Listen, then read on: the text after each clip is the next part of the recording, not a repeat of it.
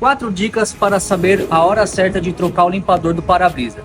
Nesses dias de chuva intensa em São Paulo, já fica ruim para você dirigir o carro. Imagine se as paletas estão ruins. Então bora conhecer os 4 sinais de desgaste da sua paleta. O primeiro sinal é que mesmo a chuva cair no vidro molhado, quando você liga o limpador, ele fica fazendo barulho chato. Isso indica a troca.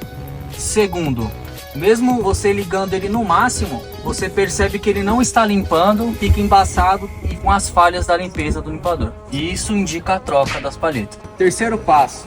Se você não quer passar apuro na viagem com a sua família quando pega aquela tempestade e a sua paleta já tem mais de 1 ano, a gente recomenda fazer a troca.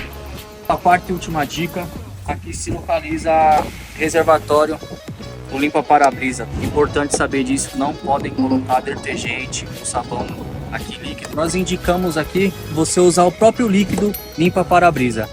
Pessoal, agora correm lá, ver se o seu limpador de para-brisa está funcionando, tá tudo correto antes que chova, viu?